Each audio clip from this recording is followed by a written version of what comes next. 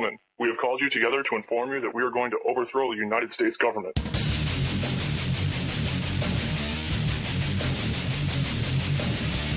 you still think that jet fuel brought down the World Trade Center? Does anybody else see a problem here?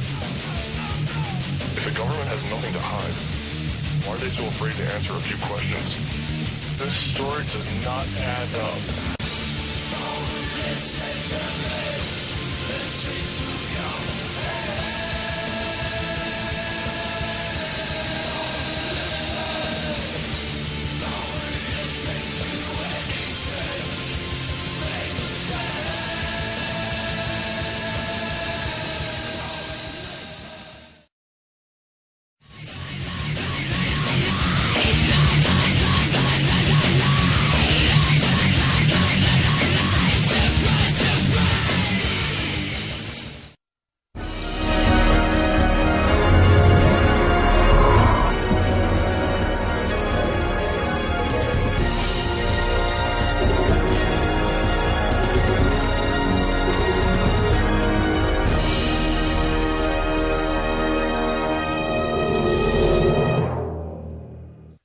September 11th, 10 years ago, this coming Sunday, an event openly used to launch illegal criminal wars to frame innocent countries like Iraq and kill over 1 million of their people.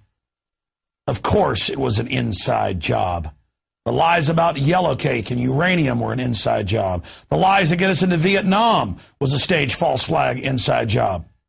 Hitler firebombing his own Capitol building to get martial law powers was an inside job. Inside jobs have been used by every major government and every major empire in history when they become corrupt. The U.S. government openly went to Kennedy and said we want to blow up jetliners, bomb D.C. and Miami, and blame it on foreign governments to start World War III, basically. And we even know how to frame patsies. Kennedy said no. We're looking at September 11th tonight. 10 years later, we've got Richard Gage joining us later from Architects and Engineers for 9/11 Truth. We have an incredible report that Aaron Dykes has worked on for a week, looking at the smoking guns of 9/11 and false flag terror 10 years later. Amazing. And then Darren McBreen out on the streets of Austin, Texas, showing people video of Building 7 collapsing. You're going to be amazed by what they have to say. That report is coming up as well. It is September 9th, 2011. We're just 2 days short of 10 years since this catalyzing new Pearl Harbor event that Dick Cheney wrote about. He said in PNAC in 2000, we need a big giant terror attack that kills at least 3,000 people. Like Pearl Harbor, it killed 3,000 as well, to be able to launch all these wars and take over Afghanistan and other areas. And they did it. They did it. They did it. And they hope you're naive, and they hope you're too afraid to face the facts so they can continue 10 years later to rebrand Al-Qaeda away from foreign brown-skin threats that they sold through racism to the new rollout where they're saying militias, gun owners, Tea Partiers, white Al-Qaeda. That's in the news. They say white Al-Qaeda. What's white Al-Qaeda? Anybody that doesn't want to give in to the foreign banking takeover, which again is a form of balkanization to make people who aren't white feel like, well, I can't be against the foreign banks. I can't be against the wars. That's white Al-Qaeda. Just incredible information. That's my opening commentary on this because we're teleprompter free news. It's from the heart. It's from research. It's from decades and decades of work that we bring you InfoWars Nightly News. Now, before we get into 9/11, I want to look at some of the aftermath. Before we look at the crime of 9/11, some of the aftermath associated with it. First off, not just in New York, but all over the country, we are seeing checkpoints being set up. And they tell us, oh, it's a special event. Because 9/11 is coming, we're going to have checkpoints on the highways and we're going to search you without a warrant. There's no Fourth Amendment because of a special event. Just like under federal grants, they say, oh, we're going to have a no-refusal weekend where we take blood at checkpoints from you, violating your Fourth Amendment under federal grants. Now they're announcing it's just 24/7, 365. So that's how they started. Only sometimes is the Fourth Amendment suspended because the tyrants say so. And only sometimes do we have checkpoints. You see, that's how it's working. And so they are running around saying bag searches, checkpoints in New York amid threat. And they're pulling over taxi drivers, trucks, citizens, searching people's person. Tens of thousands of people a year now in New York. They make you line up and frisk you. Just absolutely incredible. Worse than North Korea, worse than third world countries I've been to in Central America. Continuing, though, where's the real terror threat? I noticed on the holiday a few days ago, on Monday, I noticed that they announced in Phoenix that the police had tried to smuggle plastic explosives through security, real explosives, and onto a plane. But then somehow someone stole the explosives, and they were found on the street a few days later out on a highway. It wasn't about Labor Day or the week leading up to 9/11. This was a typical exercise we do. In fact, we do hundreds of them throughout the year. It was normal for us. Acting Phoenix police chief said, isn't that just special? And you read deeper into the article, it was live explosives. Why would you use that in a drill? Well, on the 7/7 bombings in England, they had a drill of the exact same bus and trains being attacked at the exact same time and location. The exact same trains and exact same bus at the exact same time, at the exact same location. BBC reported that. They're very proud of it. So did other TV stations over there.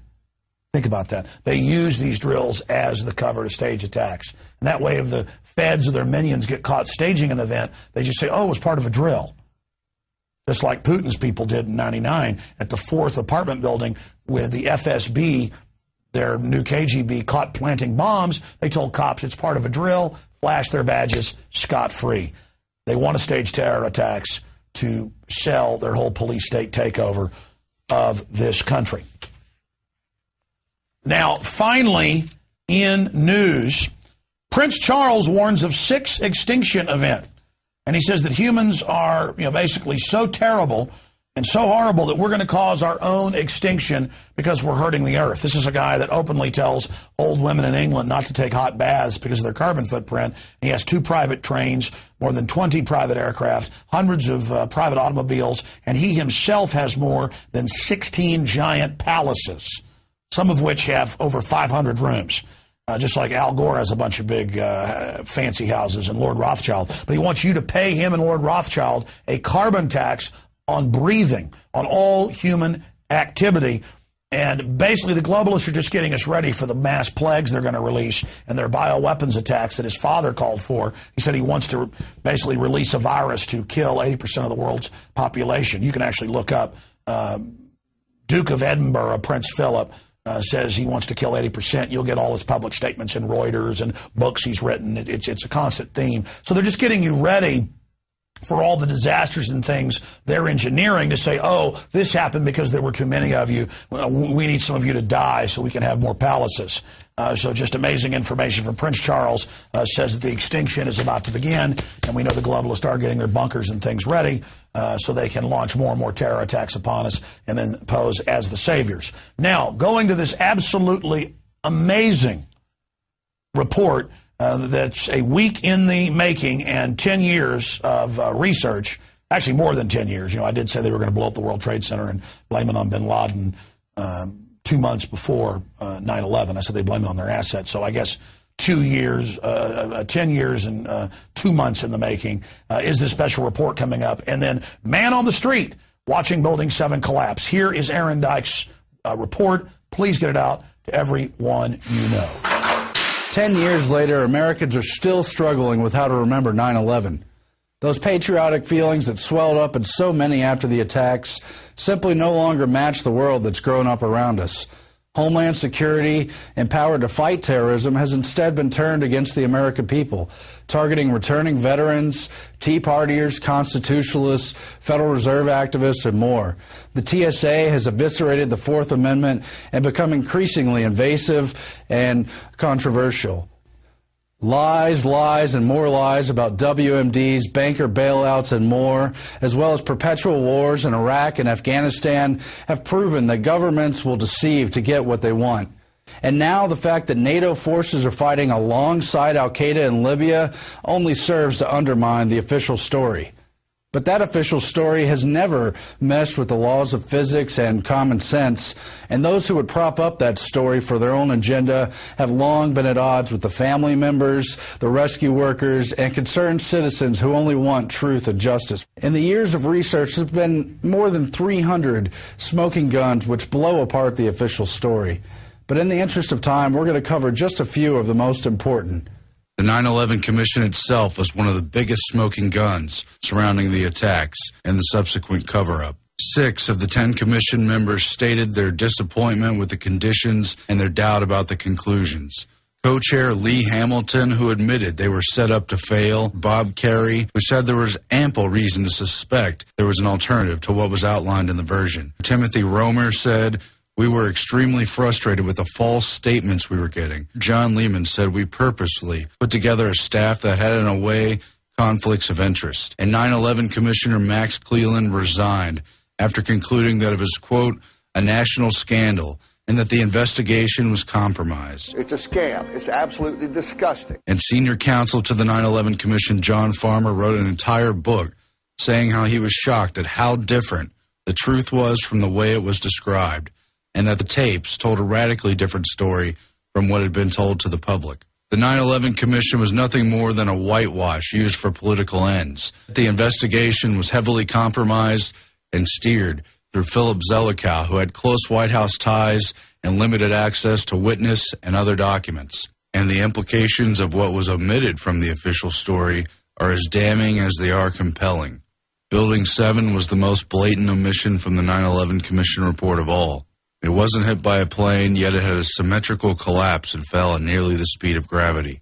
Statements made about Building 7's collapse on television that day and shortly after made clear what had happened. Building 7 ablaze at the moment and apparently getting ready to collapse. The excitement and the fun that people get watching an old building being demolished. It's reminiscent of those pictures we've all seen too much on television before, when a building was deliberately destroyed. We don't even know whether this was something that was engineered for safety reasons, or it just happened. I said, you know, we've had such terrible loss of life.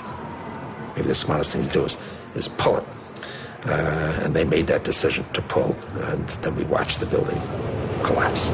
Emergency responders and firefighters were told the building was going to collapse. You hear that? Keep your eye on that building as they coming down. The building is about to blow up. Move it back. Back here. All right, guys? We are looking back. There's a building about to blow up. Flame, debris coming down. And early reporting was the tell. BBC World had reported that Building 7 had completely collapsed over 20 minutes before its actual implosion. Now, more on the latest building collapse in New York. You might have heard a few moments ago was talking about the Salomon Brothers building collapsing, and indeed it has. As you can see behind me, the Trade Center appears to be still burning. It then emerged that Aaron Brown of CNN reported from a rooftop overlooking Ground Zero that Building 7 had collapsed over an hour before it actually fell. We are getting information now that one of the other buildings, Building 7, in the World Trade Center complex, is on fire and has either collapsed or is collapsing. And you, to be honest, can see these pictures a little bit more clearly than I. But the clincher is that NIST was unconfident in its own conclusion after years of delay in its report, finding only a, quote, low probability that the building fell due to fires. NIST refused to test for the theory of controlled demolition. The simplistic explanations of the cartoonish official story have been picked apart. More than 1,500 professional architects and engineers have put their reputations on the line, insisting that the laws of physics are not optional during a terrorist attack. Collapsing towers that couldn't have been brought down by jet fuel, evidence of demolition, testimony from police, firefighters, and other rescue workers who witnessed bombs that day were ignored by the 9/11 Commission. Video evidence showed molten steel, but NIST denied this. You see molten steel running down the channel rails.